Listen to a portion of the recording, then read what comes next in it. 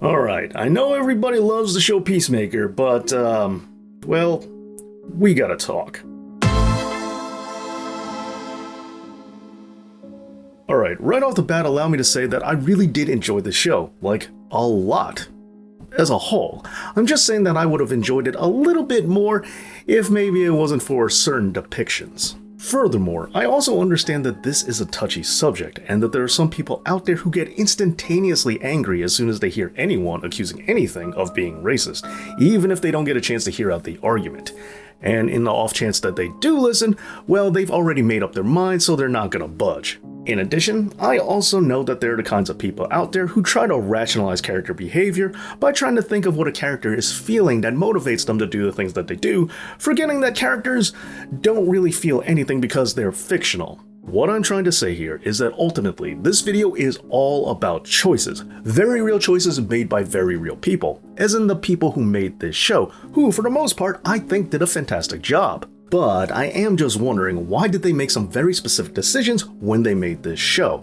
Oh, and I would also like to remind you that you have the decision to remain respectful in the comments and to give this video a like. I hope you take that opportunity, and I want to thank you in advance. Now, the first decision that I want to talk about comes from everyone's new favorite character, Vigilante. As you might recall, in the series, he voluntarily got himself put in jail and then proceeds to walk right up to a group of white supremacists and ask them to talk about their favorite contributions from black people to American culture. He would go on to cite rock and roll as his favorite before saying a whole bunch of stuff about one of the prisoner's moms. Anyway, after that, Vigilante, the same character who just said all that, would proceed to use a very outdated term for Asian. And then, when told he shouldn't say that, he goes on about why he should be allowed to continue using the term. And remember, this is a fictional character. Whatever his mental state is, or whatever his way of thinking is, that doesn't matter because he's not real. But a very real person did have to create these scenes, and did so without noticing a contradiction to the character. And it's not like this second scene added anything to the plot, it was just some side exchange they went out of their way to include. Now, I actually think this is a good time to bring up the writing trope of kick the dog,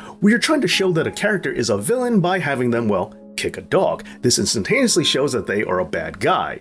However, the modern day equivalent to this seems to be racism. Although, while it is relatively easy to fake kicking a dog on camera, the easiest way to show that someone is racist on screen is to have them, well, actually be racist. Of course, the current climate does cause Hollywood to want to appear like they are pro certain communities, and as such, there is positive representation in this show for both the African American community as well as the lesbian community. However, Asians don't seem to get the same courtesy. Now, I am not saying that they should have included any anti-black or anti-gay dialogue. I'm simply asking, why weren't Asians treated as well? It's not about putting anyone else down, it's about raising everyone up. But speaking of representation, I know there's some out there who will bring up the character of Sophies Song, and she is actually my next example, because the O word that Vigilante was referring to just so happened to be that of Sophies Song, as she was the butt of the joke, and that's pretty much her only function in this series, as her character was made to be Asian just so there could be jokes at her expense, mostly from Robert Patrick's character of August Smith. Sophie's character had no real story arc of her own, not saying that if she did it would justify anything. By the season finale, she didn't achieve anything major, she didn't bring down the aliens, she didn't save the day, she didn't even get to stop Robert Patrick, all because she was turned into a butterfly, thus preventing her from really accomplishing anything as a character. And yes, I know that many people got butterflied in this series, I'm not saying she's the only one. My point is that it seems odd to me that the writers created an Asian character whose only real purpose in the story appears to be that other characters get to make comments about her race. Because when you look at all of her other functions, like being the host for golf, interrogating August Smith, and tracking down Peacemaker, well, that could have been done by anyone. Also, while the character of August Smith didn't survive till the finale either, it does seem like he's still going to be a part of the show, even if it's in the form of a hallucination, which doesn't look like to be the same fate for Sophie. And if this does turn out to be the case, it means that a choice was made to keep the racist character in the show and not keep the Asian one. And if you want to ask, how else were they going to show that August Smith was a racist without making fun of someone? Well, let me remind you that her character didn't have to be Asian in the first place, and you could have just simply had other characters mention that August Smith was a racist leader without targeting anybody. But if you think that's weird and doesn't make any sense, then allow me to point out that Marvel managed to show zero Nazis during a World War II movie with the first Captain America, and instead went with the Nazi adjacent group of Hydra. Furthermore, I also want to say that the mere act of having a bad guy do it doesn't give you free license to make all the racist jokes you want.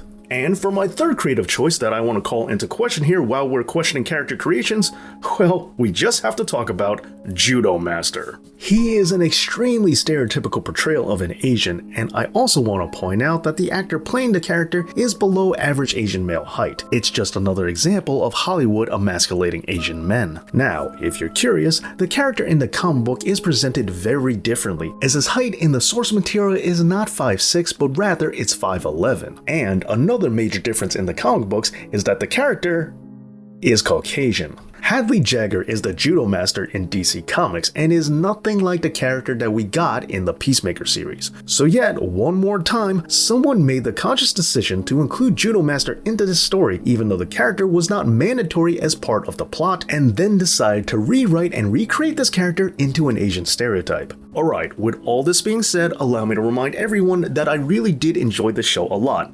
As a whole, I just didn't like some of the choices that they made, and I would like to know why they made it, especially during a time when hate crimes on Asians are on a significant rise. Marvel just had the positive depiction of Shang-Chi, and the fact that DC isn't the comic books company that had Jeff Loeb in charge of their television. And what I'm really trying to say is that when we talk about inclusion for everyone, we have to remember that that really does mean everyone.